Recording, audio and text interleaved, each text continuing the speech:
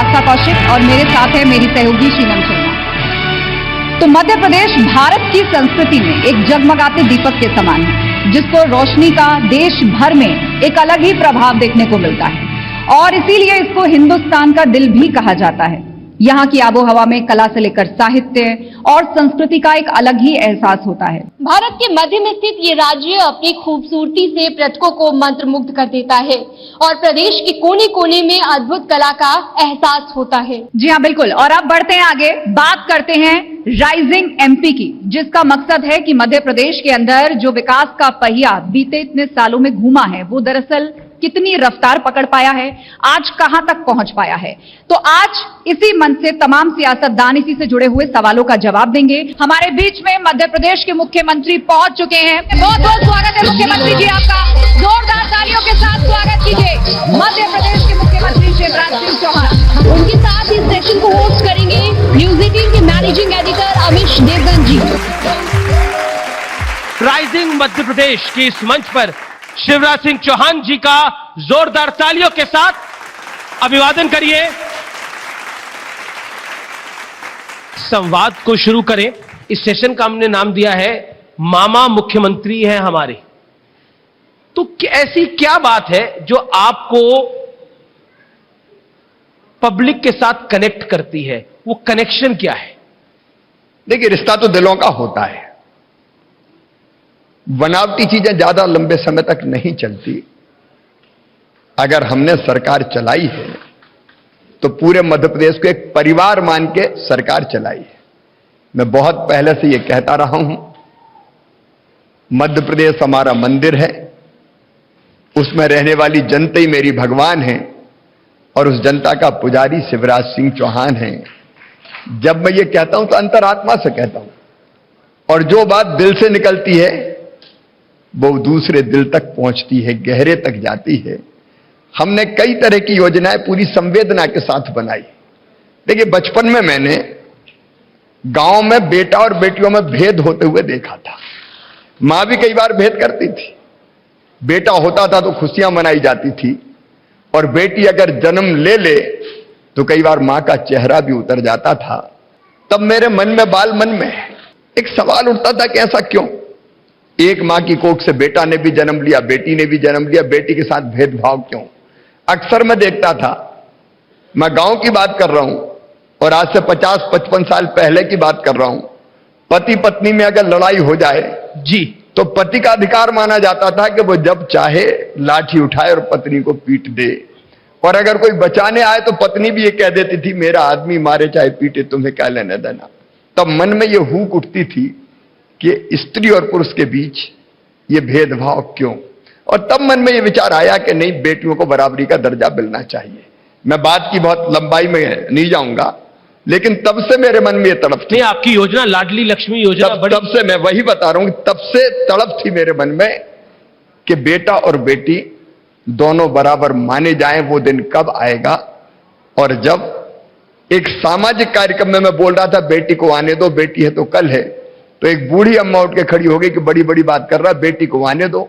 बेटी आ गई तो शादी में दहेज का इंतजाम क्या तू करवाएगा? आ गया भाषण देने। तब मुझे समझ में आया कि भाषण से काम नहीं चलेगा, कुछ करना पड़ेगा जी। और इसलिए जब मैं विधायक बना तो सबसे पहले मैंने तय किया कि अपने मित्रों के साथ गरीब बेटियों की विवाह का कार्यक्रम करूंगा। तो हम करते थे विधायक रहते हुए, सांसद रहते हुए। लेकिन जिस दिन मुख्यमंत्री मैं बना, पहली जो 2 योजनाएं मैंने बनाई, एक योजना बनाई लाडली लक्ष्मी, जिसमें तय किया कि बेटी मध्य प्रदेश में अगर पैदा होगी तो लखपति होगी, और बेटी के नाम से बचत पत्र खरीद के बेटी के माता पिता के अकाउंट में पैसे डाल दिए। उसको शिक्षा से भी जोड़ा, 5वीं पास करके 6वीं में जाए तो 2000, 8वीं पास करके 9वीं में जाए तो 4000, 11वीं 12वीं में 6-6 हजार रुपया महीना, और जब 21 साल की हो जाए तो सीधे 1 लाख रुपया मिल जाए। इस योजना को नाम दिया लाडली लक्ष्मी। और फिर मैंने तय किया कि मास मैरिज होगी। जो बेटियां, जो माता पिता अपनी बेटी की शादी सरकार की तरफ से चाहेंगे, मुख्यमंत्री कन्या विवाह योजना के अंतर्गत उनका विवाह किया जाएगा। अब जो मेरी लाडली लक्ष्मी बेटियां थी, मैं भाव विभोर हो जाता हूं। जिन बेटियों को मैंने गोद में खिलाया जी, 1 महीने की, 2 महीने की, 6 महीने की, आज मेरी वो बेटियां कॉलेज में पढ़ने जा रही है। और सबसे पहले उन बेटियों ने मुझे मामा कह के पुकारा।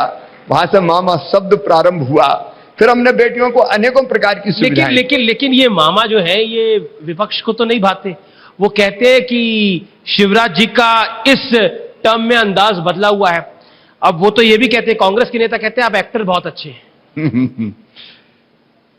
अगर एक्टिंग से लाडली लक्ष्मी योजना बन जाए, एक्टिंग से किसान को 0% ब्याज पे कर्जा मिल जाए, एक्टिंग से अगर बच्चों को निःशुल्क किताबें और यूनिफॉर्म मिल जाए, एक्टिंग से अगर मेधावी विद्यार्थियों को पढ़ाई के दौरान स्कॉलरशिप मिल जाए, एक्टिंग से अगर हम सिंचाई का रकबा 7.5 लाख हेक्टेयर से 44 लाख हेक्टेयर तक ले जाएं, एक्टिंग से अगर मध्य प्रदेश की विकास दर आज 19.74% है, जो देश में सर्वाधिक है, वो हो जाए, एक्टिंग से मध्य प्रदेश जहां गड्ढों में सड़क और सड़क में गड्ढा थी, वो सारी सड़कें 3 लाख किलोमीटर की शानदार बन जाए, एक्टिंग से दिग्गी राज का डिब्बी बुझ के और शानदार बिजली जनता को मिलने लग जाए, एक्टिंग से अगर सोलर पावर प्लांट लगने लगे, एक्टिंग से अगर स्टार्टअप के नाम पर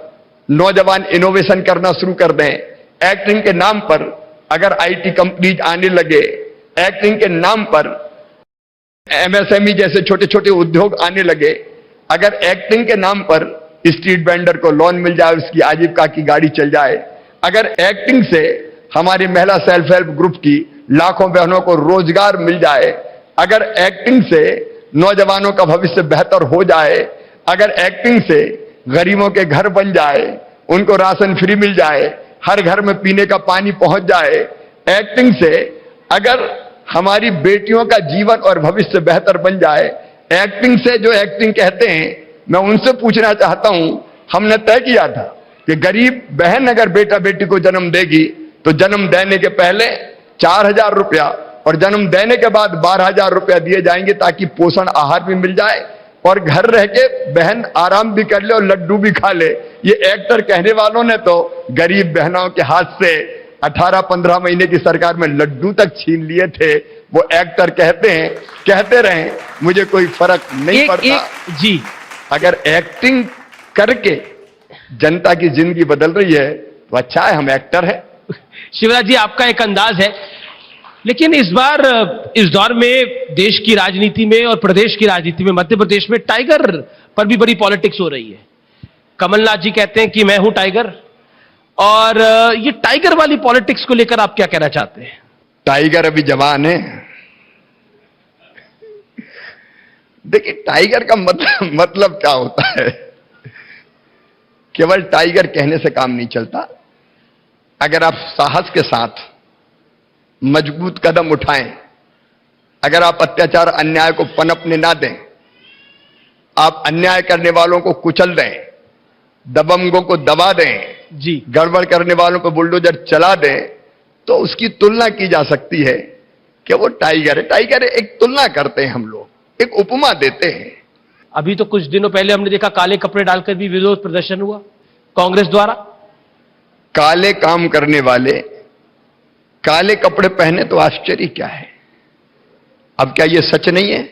नेतागण जमानत पर हैं सारे के सारे। क्या क्या नहीं किया इन लोगों ने। भोपाल में नेशनल हेराल्ड को जमीन आवंटित की, लीज पे जमीन दी।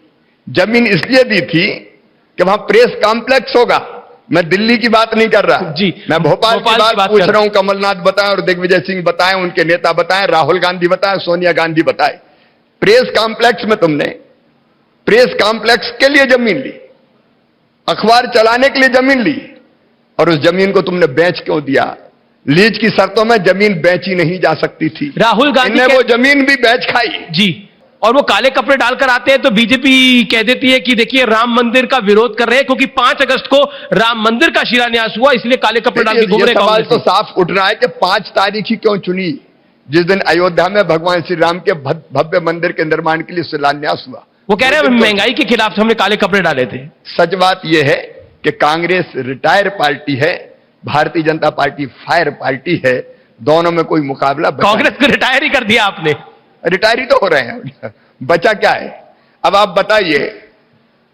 कमलनाथ जी कह रहे हैं कि मैं वापस आऊंगा। वो उम्मीदवार घोषित करते हैं उपराष्ट्रपति का, और विपक्ष के वोट ही पूरे नहीं मिलते। उनके वोट विधायक जाते हैं तो भारतीय जनता पार्टी और एनडीए के राष्ट्रपति के उम्मीदवार से इतने प्रभावित होते हैं कि अंतरात्मा की आवाज पे यहां के 19 विधायक, ये कैसे हो गया? 19 विधायक क्रॉस वोट कर गए।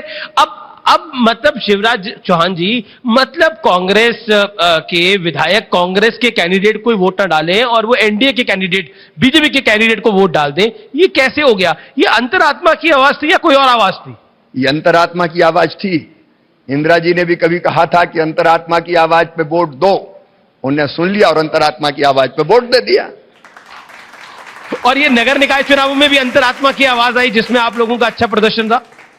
देखिए, वो तो हारने के बाद फिर कहते हैं अब की बार देख लेंगे। देखिए, हमने अगर सरकार बनाई तो सरकार बनाने के बाद उपचुनाव हुए, बाय इलेक्शन हुए। अब आप पता कर लें बाय इलेक्शन के रिजल्ट।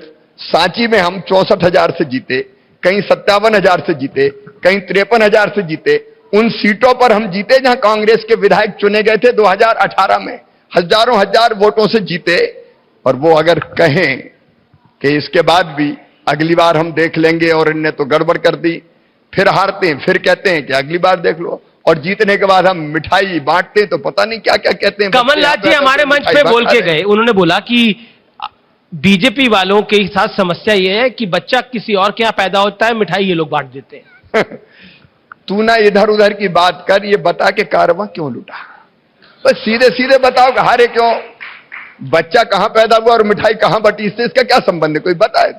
लेकिन एक सवाल जो कि बहुत महत्वपूर्ण है, बीजेपी का प्रदर्शन उन इलाकों में, खासतौर पर मुरैना में, ग्वालियर में उतना बेहतर नहीं रहा जो कि ज्योतिरादित्य सिंधिया और नरेंद्र सिंह तोमर का इलाका माना जाता है। उसके पीछे क्या कारण रहे? देखिए, भारतीय जनता पार्टी में कोई इलाका किसी का नहीं है, कार्यकर्ताओं की और संगठन की पार्टी है भारतीय जनता पार्टी। और हम सब मिलके साथ काम करते हैं। आप बताइए, 23,000 पंचायतों में से 20,863 में भारतीय जनता पार्टी एक तरफा जीत गई। हम पंचायत जीते, हम जिला पंचायत जीते, 51 में चुनाव हुए, 41 हम जीते, 8 कांग्रेस जीते, जनपद हम जीते, नगर पंचायत हम जीत रहे, नगर पालिका हम जीत रहे, नगर निगम में भी जहां मेयर हार गए वहां हमारे पार्षद ज्यादा चुने गए।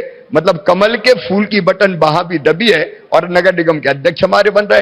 अब ये लोकतंत्र है तो भाई इक्का दुक्का जगह तो हारेंगे ही, हारना भी चाहिए, उसमें कौन सी बड़ी बात है। जो कांग्रेस को एक खुशी लग रही है कि ग्वालियर में हारना, मुरैना में हारना, कहीं कांग्रेस का कमबैक ना मिल जाए, क्योंकि हमने देखा था 2017 का चुनाव के अंदर बहुत कांटे की टक्कर थी और बीजेपी बहुत हल्का पीछे रह गई थी। इसलिए 2023 के चुनाव में क्या आपको लगता है कि अगर कुछ ऐसा घटनाक्रम होता है तो ये चिंता की बात होगी बीजेपी के लिए? ना अगर है ना मगर है, परिणाम तय है। जनता देश की पूरी तरह से प्रधानमंत्री श्रीमान नरेंद्र मोदी जी के साथ खड़ा है।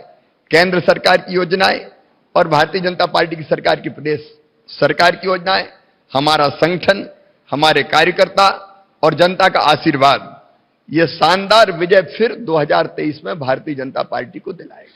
क्योंकि आपके कार्य की बात हो रही है तो इन दिनों आप नाम भी बड़े बदल रहे हैं। आप जैसे पताल पानी का नाम टंटाया भील हो गया है, होशंगाबाद हो गया है, नर्मदापुरम, हबीबगंज स्टेशन हो गया है, रानी कमलापति स्टेशन, मिंटो हॉल हो गया है, कुशाभाऊ ठाकरे हॉल। ये क्यों? रानी कमलापति भोपाल की अंतिम शासिका थी। धोखे से उनके सेनापतियों को बुला के हलाली डैम जहां कहा जाता है वहां बुलाया गया था दावत के लिए, और रात में जब वो सो रहे थे तो तंबुओं में आग लगा दी गई, और जब वो बाहर निकले तो काट डाला गया।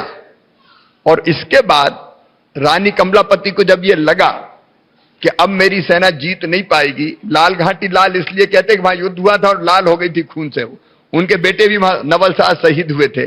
और उसके बाद जब नवल शाह शहीद हो गए और उनके सैनिकों ने धुआं करके यह संकेत दिया कि हम पराजित हो रहे हैं, तो भोपाल के छोटे तालाब में उन्होंने जल समाधि ली थी। अंतिम गौंड शासिका भोपाल की, अगर उनके नाम पे हम हबीबगंज रेलवे स्टेशन का नाम रानी कमलापति करते हैं तो ये तो गर्व की बात है, लेकिन ये गौरव की बात है। कुशाभाऊ ठाकरे, मिंटो हॉल जो विधानसभा भवन था पुराना, जितने नेता बैठे उनको बनाने वाले कुशाभाऊ ठाकरे थे। अगर कुशाभाऊ ठाकरे जी के नाम पे, अच्छा मिंटो काय को रहने दें? अरे धरती हमारी, जमीन हमारी, ईंट हमारी, गारा हमारा, चूना हमारा, मजदूर हमारे, पसीना हमारा और नाम मिंटो का। मैंने कहा नहीं होगा, कुशाभाऊ ठाकरे जी के नाम पे मिंटो हाल का नाम रखा जाएगा। लेकिन इसको विपक्ष हो गया, ओवैसी साहब हो गए, इसको तुष्टीकरण से जोड़ते हैं, कहते हैं कि आप तुष्टीकरण करना चाहते हैं। इसमें क्या का तुष्टीकरण है? ना तुष्टि है न करण है। नहीं, क्योंकि अब ये तो सही काम कर रहे हैं हम, इसमें क्या? पर आप हबीबगंज का नाम बदलेंगे तो उनको लगेगा ही ना। काय के लिए लगेगा?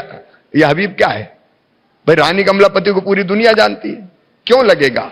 अगर नर्मदापुरम होशंगाबाद का नाम करते हैं तो नर्मदा जी हमें जल दे रही है, खेतों में सिंचाई हमारे हो रही है, पीने का पानी हमें मिल रहा है, बिजली हमें दे रही है, तो नर्मदा मैया की पूजा नहीं करेंगे तो क्या होशंग साई की पूजा करेंगे? एक सवाल, आपका जो रूटीन रहता है वो 18 घंटे के करीब का रहता है, 18 घंटे आप काम करते हैं। क्या आपको लगता है कि इस कार्यकाल में आपके चैलेंजेस कुछ बढ़े? देखिए, मैं तो जब पहली बार मुख्यमंत्री बना तब भी मुझे पता नहीं था कि मैं मुख्यमंत्री बनूंगा। मुझे सूचना आई 11 अशोका रोड से कि पार्लियामेंट्री बोर्ड ने तय किया कि तुम मुख्यमंत्री बनोगे। तब तक हम सरपंच भी कभी नहीं रहे थे, हम एमएलए जरूर रहे थे लेकिन प्रशासन नहीं चलाया था।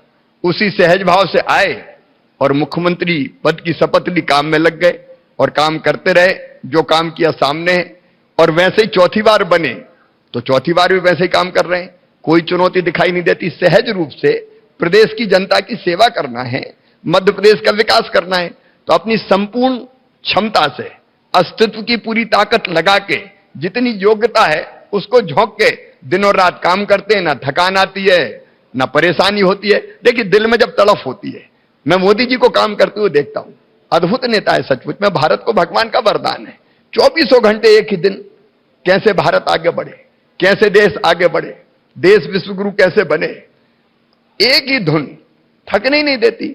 हम मध्य प्रदेश की जनता की दिनों रात सेवा करते रहते हैं, ना थकान आती है और ना गुस्सा आता है कभी हमें। नहीं, आजकल तो गुस्सा आपको आ रहा है, आप बोल देते हैं जमीन में भी गाड़ दूंगा मैं। और वो तो पहले भी आता था। ये पूरा यहां पे हमारे सारे साथी बैठे हैं, आपको पता नहीं है, उसकी चर्चा उतनी नहीं हुई। पहली बार मैं मुख्यमंत्री बना, उसके बाद पहले कांग्रेस का शासन था, पूरे चंबल के बीड़ों में डकैतों का आतंक था। एक नहीं कई डकैतों के सूचीबद्ध गिरोह थे जिनके ऊपर 5 लाख इनाम, 8 लाख इनाम उठाते थे, सरेआम अपहरण करते थे, फिरौती मांगते थे, खड़े खड़े गोलियों से भून देते थे लोगों को, सामूहिक नरसंहार होते थे। तब मैंने कहा था मध्य प्रदेश में या तो डाकू रहेंगे या शिवराज सिंह चौहान रहेगा, दोनों एक साथ नहीं रह सकते। और सारे डाकू या तो मार दिए गए या आत्मसमर्पण कर दिया। और आज तक मध्य प्रदेश में एक भी सूचीबद्ध डकैतों का गिरोह नहीं है। ये तेवर तब से हैं। हमने तय किया, सिमी का नेटवर्क था मध्य प्रदेश में, हमने पूरी तरह से उसको नष्ट कर दिया। नक्सलियों का आतंक था एक जमाने में जब कांग्रेस की सरकार थी, मंत्री जी की गर्दन काट दी गई थी। हमने नक्सलवाद को भी सीमित कर दिया, काबू पाने का काम किया। जब जब जहां जहां गड़बड़ हुई हमने सख्त कदम उठाए। आपने बिल्कुल सही कहा, इसमें सज्जनों के लिए फूल से ज्यादा कोमल, लेकिन दुष्टों के लिए वज्र से ज्यादा कठोर है हमारी सरकार। और इसलिए गड़बड़ करने वाले नहीं छोड़ेंगे किसी भी कीमत पर। कोई दरिंदगी करेगा, कोई दरिंदगी करेगा, मां बहन बेटी की तरफ गलत नजर से देखेगा, ऐसे दुराचारी के घर बुलडोजर भी चलाया जाएगा। क्योंकि आपने जनता को सताने वाले नहीं छोड़े जाएंगे। क्योंकि आपने बुलडोजर की बात करी, पहले तो बुलडोजर उत्तर प्रदेश में चलता था सिर्फ, अब बुलडोजर, मामा का बुलडोजर यहां पे भी चल रहा है। वो देखिए बदल गया है, जैसे ही आपने बुलडोजर का नाम देखिए पीछे बदल गया है। तो ये बुलडोजर मामा का जो ये नया अवतार है, इसमें ओवैसी को बहुत परेशानी है, कांग्रेस के कुछ नेताओं को भी बहुत परेशानी है। वो कहते हैं कि सिर्फ एक धर्म के लोगों पे बुलडोजर क्यों चलता है, ये इसमें पक्षपात क्यों होता है? देखिए, आप ओवैसी जी को तो अपनी राजनीति करनी है। जिसने गलत किया, मैं कहना नहीं चाहता, लेकिन ऐसे उदाहरण हैं। अगर मेरी मुस्लिम बेटी को भी शाजापुर जिले में किसी ने गलत नजर से देखा तो वो किसी भी पंथ का हो, उसके घर भी बुलडोजर चलाया गया है। हमने किसी को नहीं छोड़ा। लेकिन आपके मैं आपको बता रहा हूं, आपके एक मंत्री कहते हैं कि पत्थर फेंकोगे तो हम बुलडोजर चलाएंगे। अब ये तो धमकी हो जाती है एक तरह से। अब आप बताओ, रामनवमी के जुलूस पे क्या पत्थर फेंके जाएंगे? एक बात मैं साफ कह रहा हूं, भारतीय जनता पार्टी सभी धर्मों का आदर करती है, सभी उपासना पद्धतियों का आदर करती है। एकम सद विप्रा बहुधा वदंती के मूल मंत्र को हम मानते हैं। सबको अपने अपने रास्ते चलने का अधिकार है। उस तक पहुंचने के तरीके अलग और रास्ते अलग हो सकते हैं, इससे कोई भेद नहीं है। और इससे जितनी योजनाएं हैं हमारी सरकार की, समाज के हर वर्ग के लिए, हर पंथ के लिए, गरीब है तो राशन में हमने नहीं देखा कि किसी की जाति क्या है और धर्म क्या है। अगर मकान देना तो हमने जाति और धर्म देख के, बिल्कुल आपने नहीं देखा। अगर विवाह किए तो निकाह भी हुए हैं। लेकिन अगर कोई जहां बुलडोजर चलाया वहां पर तो एक खास वर्ग के लोग रहते थे, ओवैसी को लगा कि बिल्कुल उसी वर्ग को टारगेट किया गया। ओबीसी की बात का जवाब देना मेरे लिए जरूरी नहीं है, जो तथ्य है वो सामने है।